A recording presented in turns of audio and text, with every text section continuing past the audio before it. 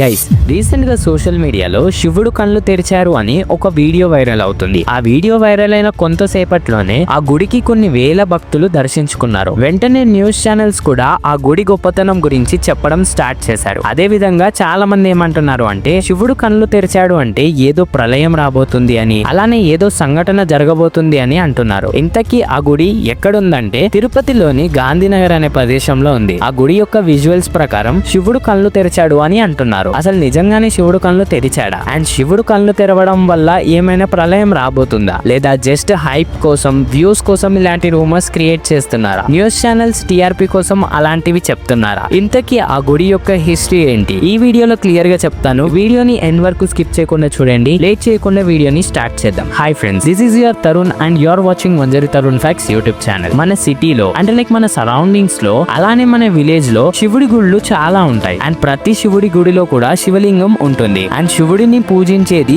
Maximum శివలింగం రూపంలోనే. అయితే తిరుపతిలోని గాంధీనగర్ అనే ప్రదేశంలో కూడా ఒక శివుడి గుడి ఉంది. ఈ శివుడి గుడి కూడా ప్రతి గుడి లాగానే, అంటే ఈ గుడికి ఎక్కువ పేరు లేదు. ఈ గుడి చూడడానికి చాలా చిన్నగా ఉంటుంది. ఈ గుడి డెవలప్ కూడా అవ్వలేదు. అయితే ఈ గుడిలో ఒక శివలింగం ఉంటుంది. కొన్ని రోజుల ముందు వరకు ఈ శివలింగం నార్మల్ గా ఉండేది. కానీ రీసెంట్ గా ఒక 5 days ముందు ఈ గుడి యొక్క శివలింగంలో ఒక మార్పు వచ్చింది. అదేంటంటే శివుడి నామాల కిందనే కండ్ల రూపాలు ఏర్పడ్డాయి. ఇది ఎవ్వరు కూడా చెక్కలేదు అండ్ ఎవ్వరు కూడా దించలేదు. స్వయంగా ఆ లింగమే మారింది అని అందరూ నమ్ముతున్నారు. ఆ కండ్ల ఆకారం కూడా విభూతితోనే ఏర్పడ్డాయి. కాబట్టి ఇది శివుడి మహిమ అని అందరూ నమ్ముతున్నారు. అయితే ఆ విషయం తెలిసిన అక్కడి ప్రజలు దీని గురించి ఒక వీడియో పెట్టారు. ఇంకేముంది, ఆ వీడియో చాలా వైరల్ అయ్యింది. ఇంకా కొంచెం సేపట్లోనే అక్కడికి వందల జనాలు వచ్చి శివుడు స్వయంగా కళ్ళు తెరిచాడు అని దర్శించుకోవడం స్టార్ట్ చేశారు. ఇంతకీ ఇది నిజమా లేదా అబద్ధమా చెప్పాలి అంటే అక్కడ సీసీ కెమెరాలు లేవు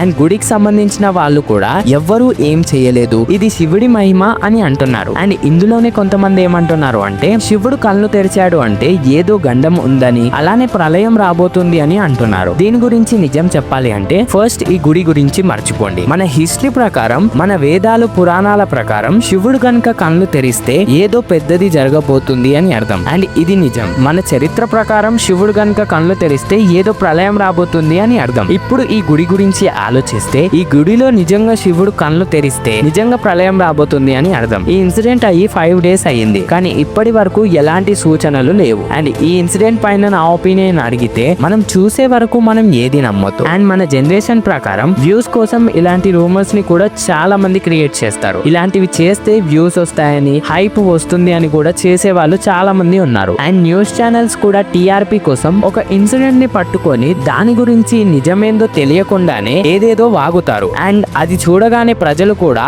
అస్సలు ఆలోచించకుండా వెళ్ళడం లాంటివి చేస్తారు. ఇది అబద్ధం అని నేను చెప్పను. ఎవరైతే దేవుణ్ణి నమ్ముతారో వాళ్ళకి ఇది నిజం అనిపిస్తుంది. అండ్ ఎవరైతే దేవుణ్ణి నమ్మరో వాళ్ళకి ఇది అబద్ధం అనిపిస్తుంది. నమ్మడం నమ్మకపోవడం మనకి అయిన ఎక్స్పీరియన్సెస్ బట్టి ఉంటుంది అండ్ మన మైండ్ సెట్ బట్టి ఉంటుంది. మరి మీరేమనుకుంటున్నారు? నేను ఇది నిజమని అంటున్నాను. మరి మీ ఒపీనియన్ ని కమెంట్ చేయండి. నెక్స్ట్ రాబోయే ఇంపార్టెంట్ వీడియోస్ ని మిస్ అవ్వద్దు అనుకుంటే ఛానల్ ని సబ్స్క్రైబ్ చేసి పక్కనే ఉన్న బెల్ ఐకాన్ ని ఆన్ చేయడం మర్చిపోకండి.